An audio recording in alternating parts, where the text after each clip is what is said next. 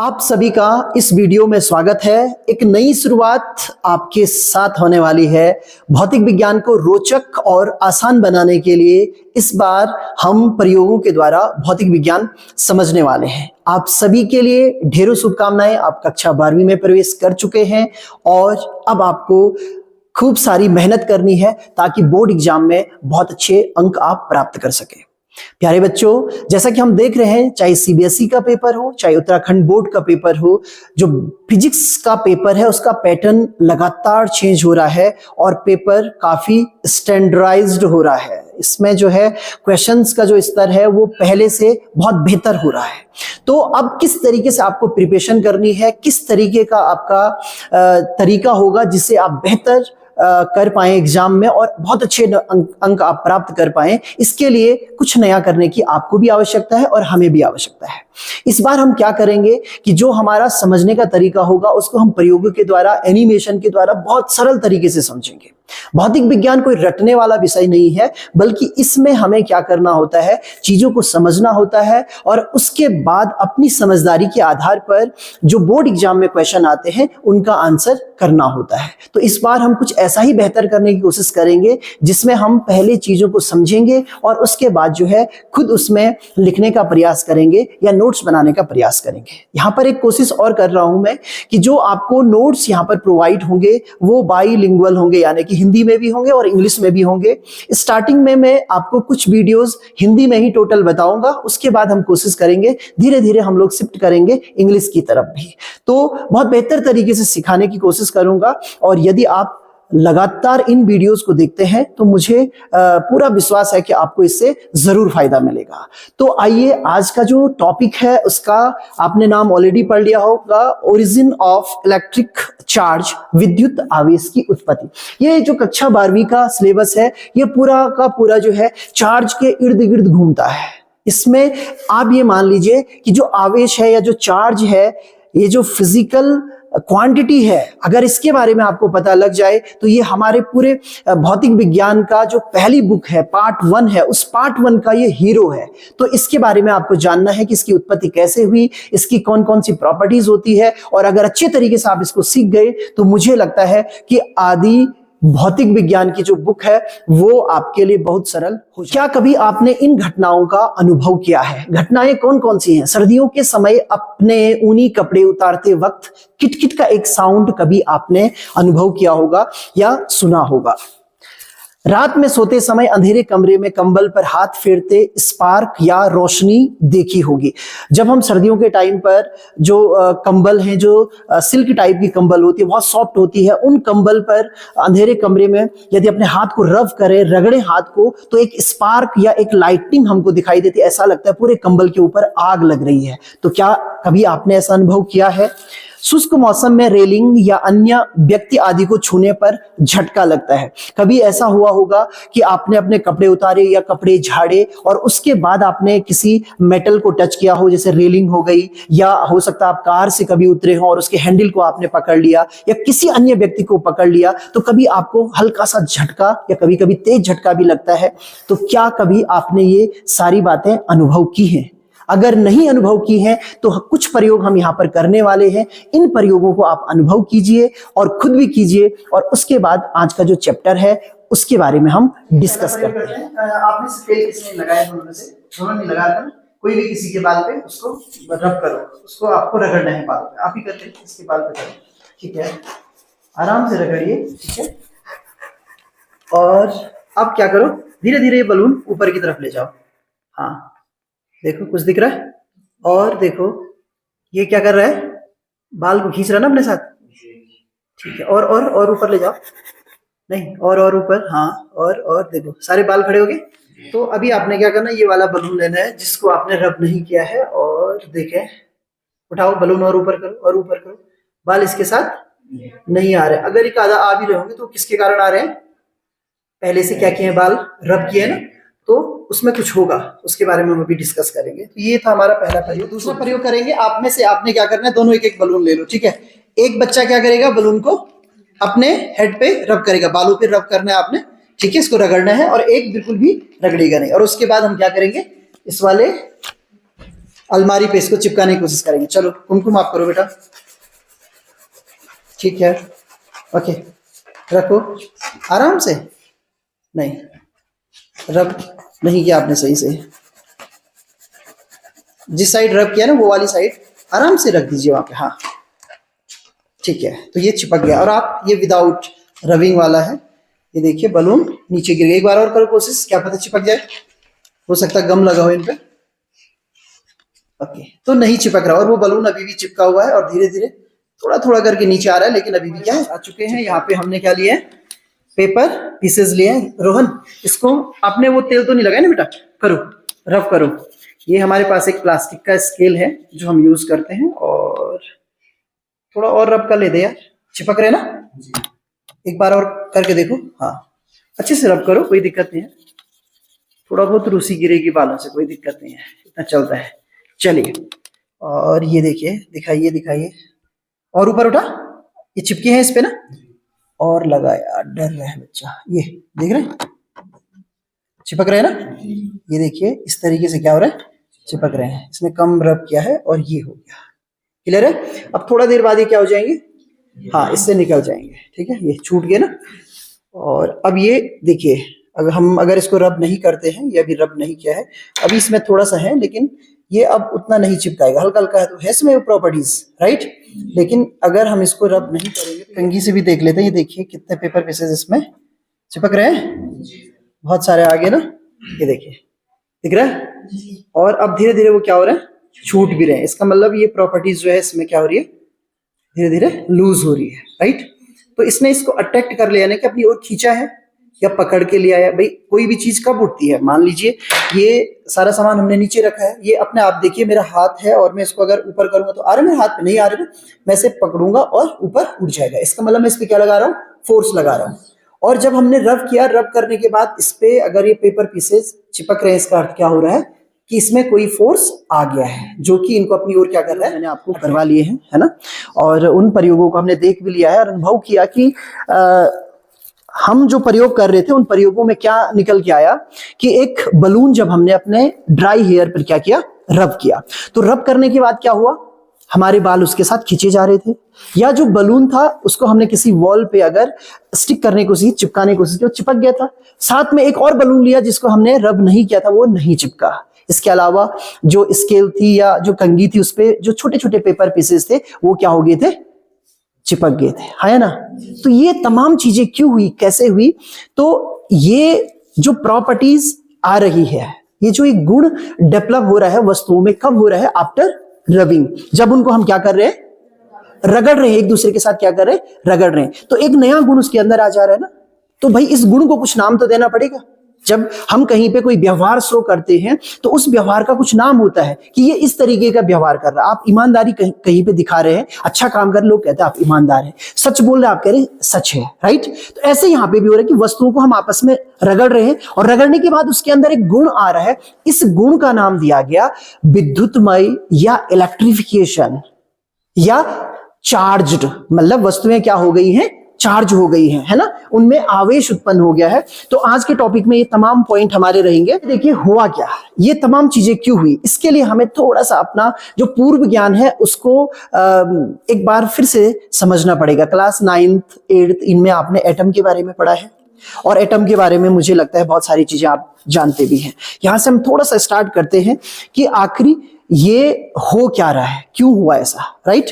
तो उसके बाद हम इस पे और भी चर्चा करेंगे। तो यहां पे हम क्या करते हैं, सबसे पहले एक ऑब्जेक्ट ये ले लेते हैं जिसका नाम है ए, राइट।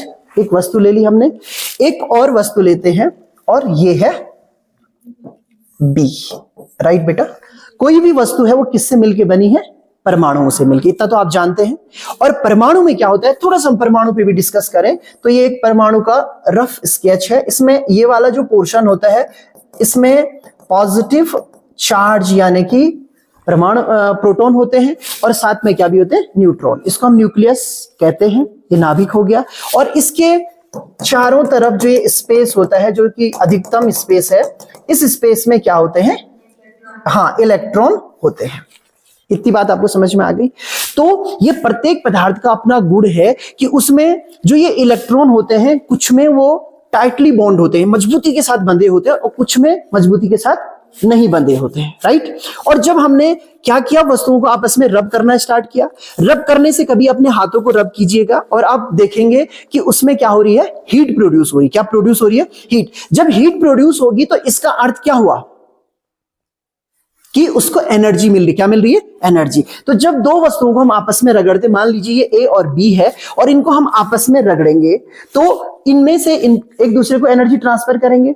जिनके इलेक्ट्रॉन, माने जिस भी वस्तु के इलेक्ट्रॉन क्या होंगे, लूजली बॉन्ड होंगे, मतलब वो बहुत अच्छे तरीके से नाभिक के साथ अटैच नहीं होंगे, तो वहां से क्या होगा, इलेक्ट्रॉन निकलने लग जाएंगे, राइट। तो यहां पे हम एक सिचुएशन बनाते, मान लीजिए ये जो पहला हमारे पास क्या है, वस्तु ए है। इस वस्तु ए में मान लीजिए 20 प्रोटॉन है और 20 ही क्या है, इलेक्ट्रॉन है। 20 प्रोटॉन है, 20 इलेक्ट्रॉन है। और इसकी कंडीशन ले लेते हैं, इसमें 10 प्रोटॉन है और 10 इलेक्ट्रॉन है, राइट।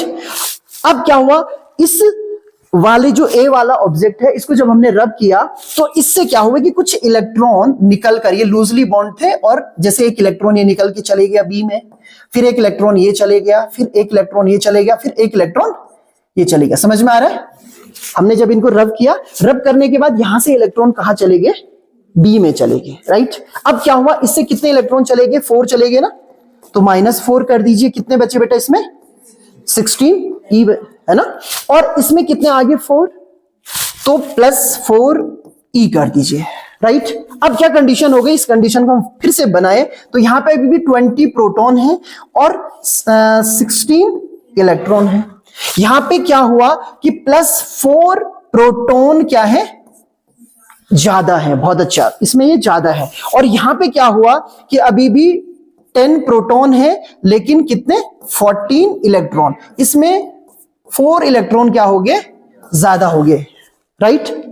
अब इससे पहले वो न्यूट्रल था, उसमें बैलेंस था, अब वो बैलेंस नहीं रहेगा। यहां पे 4 प्रोटॉनों की आधिक्य के कारण इसमें क्या होगा, पॉजिटिव चार्ज आ जाएगा। ये 4 पार्ट इसमें प्रोटॉन का क्या हो गया, अधिक, और इसमें 4 पार्ट इलेक्ट्रॉन का क्या हो गया, अधिक। तो ये बन जाता है नेगेटिव और ये क्या बन जाता है, पॉजिटिव। ये आपको थोड़ा पता था कि इलेक्ट्रॉन नेगेटिव होता है और प्रोटॉन क्या होता है, पॉजिटिव। तो 600 ईस्वी पूर्व लगभग मिलिटस एक प्लेस था जो कि ग्रीक में है, एक फिलोसोफर थे, थेल्स उनका नाम था। क्या था?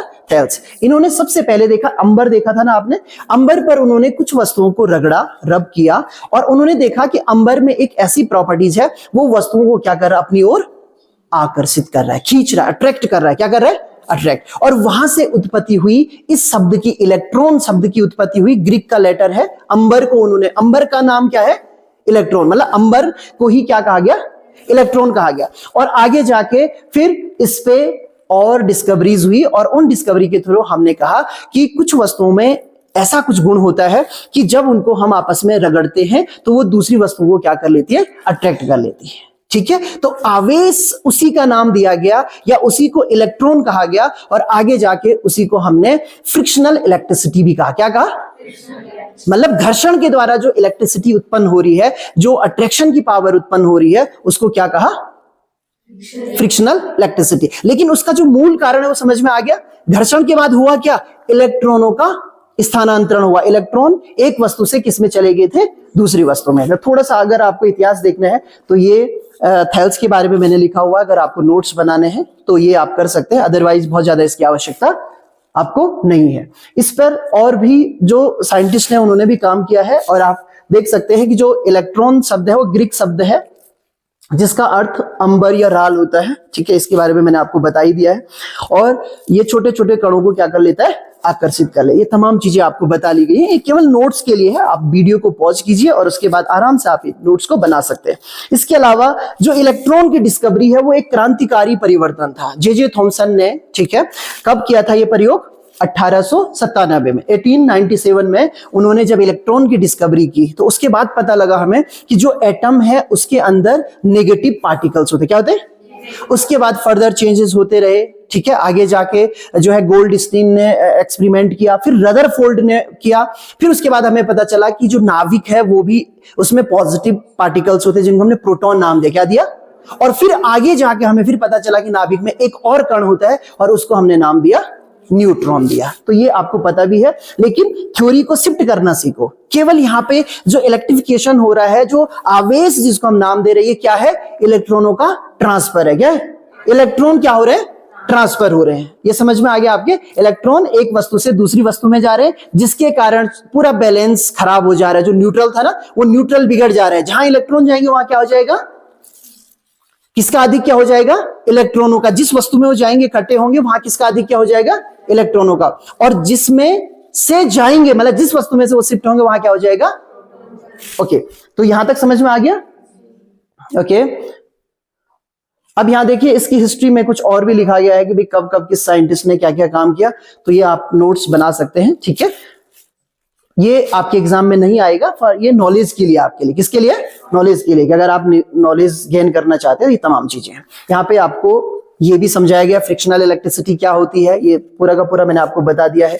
मान लीजिए ये दो, एक कपड़ा ये है ना, और यहाँ पे ये भी कह सकते हैं ये ग्लास रॉड है, ये प्लास्टिक रॉड है ना, या ये कहें कि ये कांच की कोई प्लेट है और ये किसकी है? प्लास्टिक की प्लेट है, ठीक है? या ये कोई ऊनी कपड़ा है ना, और उसको आप रगड़ रहे हैं आपस में, तो एक पे क्या आ जाएगा? पॉजिटिव चार्ज आ जाएगा। आगे मैंने इसमें पूरी की पूरी एक टेबल आपके लिए बनाई है, जिसमें आपको ये पता लग जाएगा कि कौन सी वस्तु में पॉजिटिव चार्ज आता है, कौन सी में नेगेटिव चार्ज आता है, राइट? तो एक पॉजिटिव हो गया, क्या हो गया? नेगेटिव। इससे हमें यह पता लग गया है कि जो आवेश होता है वो कितने प्रकार का होता है? दो प्रकार। कितने प्रकार का होता है? दो प्रकार का। लेकिन अभी हम उस स्टेज में, अभी मैंने केवल आपको प्रयोग के बाद बताया। अभी हम आवेश को और अच्छे तरीके से क्या करेंगे? परिभाषित करेंगे कि आवेश हम बोल किसको रहे हैं। आवेश एक जो नाम हम दे रहे हैं, चार्ज एक नाम हम जो दे रहे हैं, वो हम किसको कह रहे हैं, राइट? तो ये है वो पूरी की पूरी टेबल, जिसमें आप देख सकते हैं इसमें बहुत सारे मटेरियल्स को मैंने यहाँ पे लिया है। इसमें मानव त्वचा है, खरगोश के बाल हैं, ग्लास है, बाल है, नायलॉन है, ऊन है। ये पूरी टेबल आप वीडियो को पॉज कीजिएगा, है ना, और कौन पॉजिटिव होता है, कौन नेगेटिव होता है। एक क्वेश्चन मेरा आपसे ये है कि कौन सी वस्तु पॉजिटिव होगी, कौन सी वस्तु नेगेटिव होगी, किस चीज पे निर्भर करेगा? नहीं, वो किस गुण के आधार पे, मतलब किसने पॉजिटिव होना है, किसने नेगेटिव होना है, ये उनके किस गुण पे निर्भर होगा? यही चीज आपको कनेक्ट करनी आनी चाहिए। अभी बताया ना मैंने, आपने कहना है कि जिनके परमाणुओं में इलेक्ट्रॉन लूजली बॉन्ड होंगे, क्या होंगे? तो वो इलेक्ट्रॉन को छोड़ देंगे, तो वो क्या बनेंगे? पॉजिटिव बनेंगे। जो इलेक्ट्रॉन को छोड़ेंगे, जो इलेक्ट्रॉन को क्या करेंगे? छोड़ेंगे, वो क्या बनेंगे? पॉजिटिव। और जिनमें टाइटली बॉन्ड होंगे वो खींचेंगे भी इलेक्ट्रॉन को, उनका नाभिक स्ट्रांग होगा, नाभिक क्या करेगा? इलेक्ट्रॉनों को अपनी ओर खींचेगा, अपने में इकट्ठा कर लेगा, तो वो क्या बन जाएंगे? नेगेटिव। समझ में आया? तो ये आपको, ये पूरी का पूरी टेबल का आप अध्ययन कर लेंगे। अब हम थोड़ा सा इसमें ये डिस्कस कर लेते हैं कि जो आवेश है वो पॉजिटिव नेगेटिव क्या होता है ना। तो यहां पे ये भी लिखा गया आपके लिए, धनात्मक आवेश कब होगा? अब तो आपको समझ में आ गया होगा। बताएं, धनात्मक आवेश कब होगा? कोई भी बताओ। जब कोई वस्तु इलेक्ट्रॉन को क्या करेगी? छोड़ देगी, लूज करेगी, इलेक्ट्रॉन उसमें से निकल जाएंगे, तो उसमें किसका अधिक क्या हो जाएगा?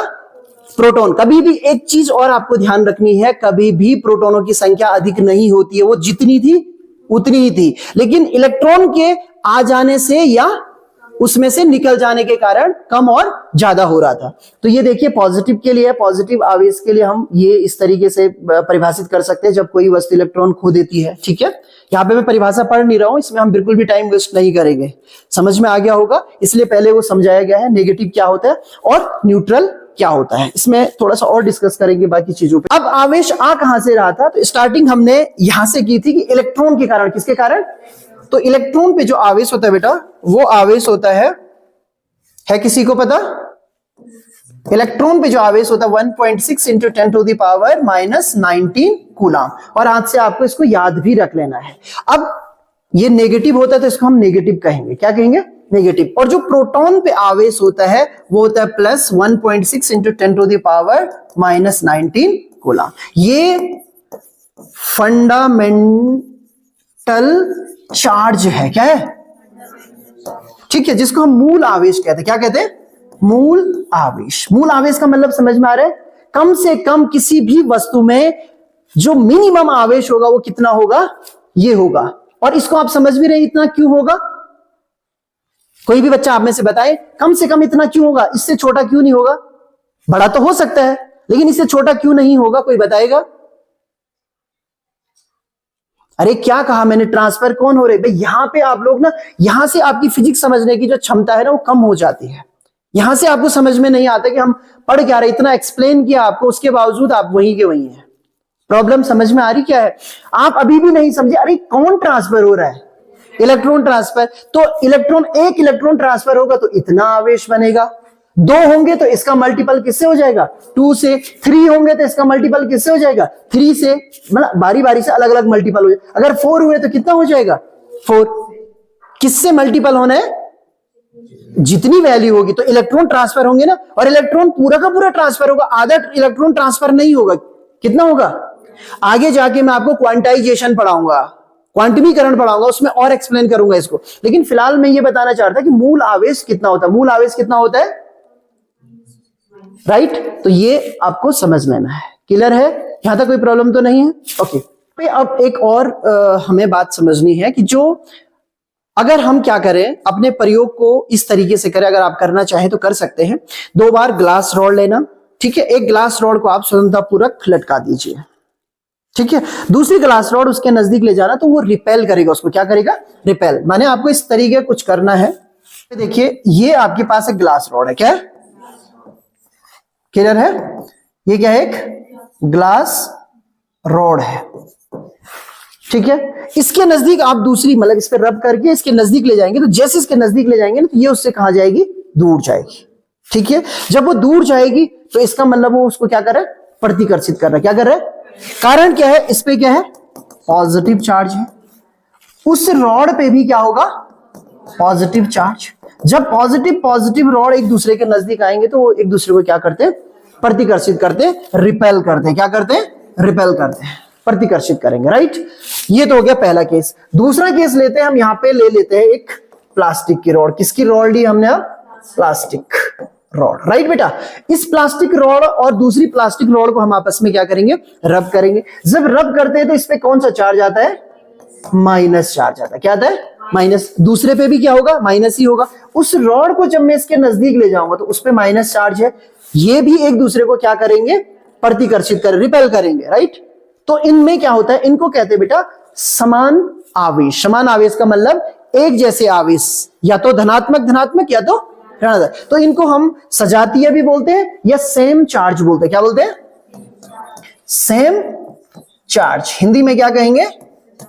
सजातीय आवेश। क्लियर है?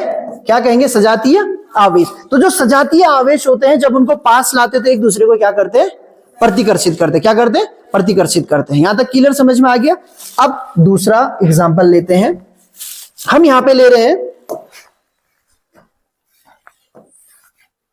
एक लिया हमने ग्लास रॉड। क्या लिया? ग्लास रॉड कैसी होगी?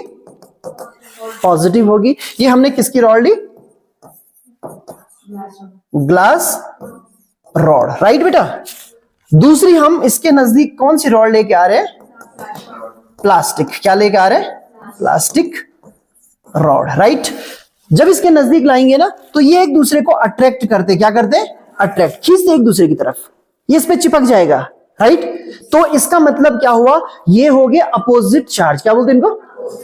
एक पॉजिटिव है, एक क्या है? नेगेटिव। तो इनको बोलते हैं अपोजिट चार्ज। क्या बोलते हैं? तो अपोजिट चार्ज एक दूसरे को क्या करते हैं? अट्रैक्ट करते, खींचते हैं, राइट। तो उनमें क्या होता है? अट्रैक्शन होता है। क्या होता है? हाँ, क्या हो जाएगा? अट्रैक्शन, ठीक है। जिसको हम क्या कहते हैं?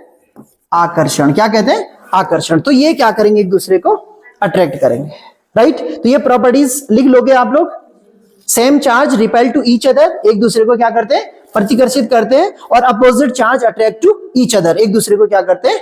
आकर्षित करते हैं। तो ये जो आवेश की उत्पत्ति थी, आवेश क्या है और क्या क्या उसके गुण हैं, वो भी बेसिक गुण, 3 और गुण हमें पढ़ने हैं जो कि हम नेक्स्ट वीडियो में पढ़ेंगे। तो यहां ये समझ में आ गया आपको? कोई दिक्कत तो नहीं है? और इसी को आपको समझ के आगे बढ़ना है, ठीक है।